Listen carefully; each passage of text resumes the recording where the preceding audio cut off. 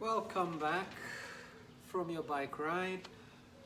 Hoping you had a good experience, a very good cardio. You worked out a sweat. You basically had yourself, your heart pumping and, you know, adrenaline levels kicked up. Your hormones fired up and you enjoyed your bike ride. Well, you're warm, you're feeling good on top of the world. But as our bodies cool down when we get off our bikes, from that warm position we are cooling down and tensing up our joints, shoulders, our spine from the base of your skull up to the bottom. All that tends to tense up. And when it tenses up, because we had held that posture for a bit, our bodies will tend to adapt to that posture. And it's not comfortable, let's say, a few hours after you're biking. Let's say you biked in the evening, you wake up in the morning and you're all sore. Your lower back, your quads, your hamstrings, your IT band, your calf, your shin, your ankle. You get out of bed and you're limping. Well, post-bike, we need to get in some stretches which will help keep the joints limber, especially areas that were held in one position for a little too long. So the shoulders, the spine, the hips, the knees and ankles, we need to work on. So as we are standing, it's always good to tippy-toe on one side. Let's start with the right side. Tippy-toe and just go in circles, clockwise. 10, 9, 8, 7, 6, 5, 4, 3, 2, 1. And then we reverse. Go to the other side. Anti-clockwise. 7, 6, 5, 4, 3, 2, and 1.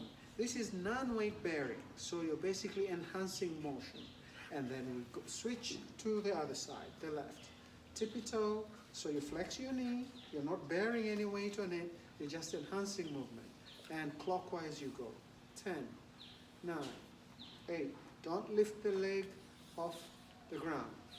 5, 4, 3, 2, and 1.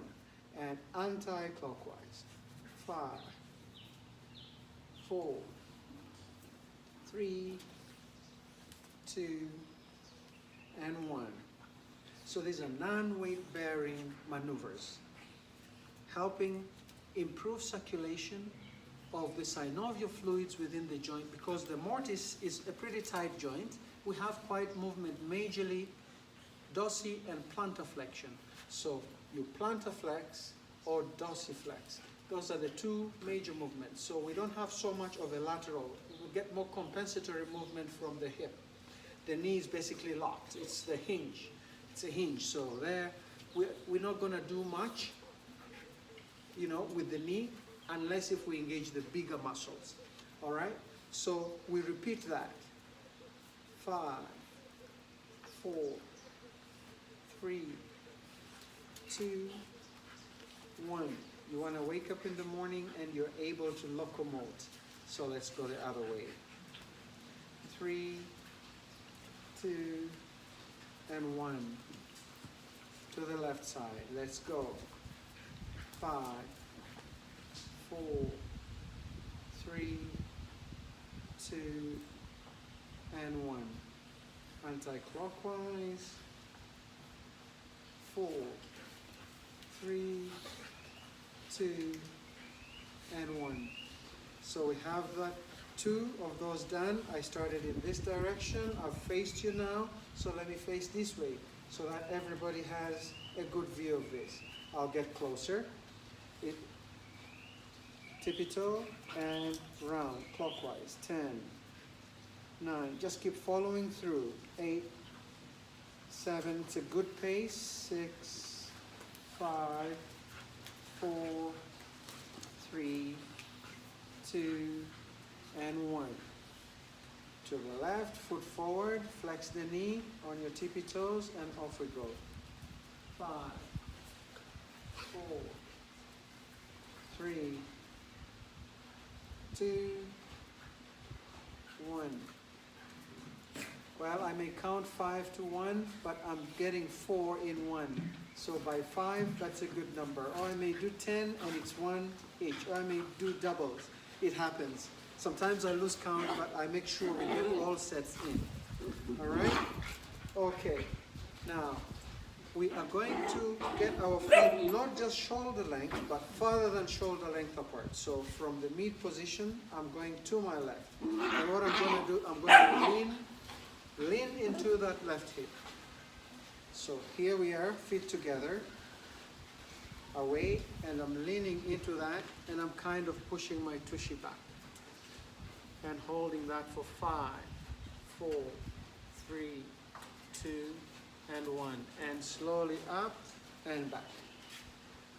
Then this way, foot to the right, lean in there and back. And kind of push it in. So this is straight, this is kind of lean to the side and then back. So it is this way. I'm going to change the angle in a minute. Lean into the right, knee forward, and push my tushy back. 5, 4, 3, 2, 1. And slowly up and upright. Now when we are biking, we have a lot going on. The glutes are firing. The origins of your hamstrings are firing away. So there's going to be tension in those areas, which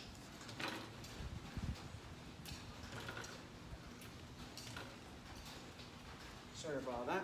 Those are areas that are going to get tense, and if the lactic acid in those areas is not let to move, it so happens that you may end up having that retention and achiness in the morning, such that you'll find that your glutes feel stiff and hard and painful. So better to stretch them out immediately after workout so that they loosen out nicely. Okay, so let's put in some more. What was the direction? We started face this way, so we're going this way now. So it's going to be lean to the right, flex that right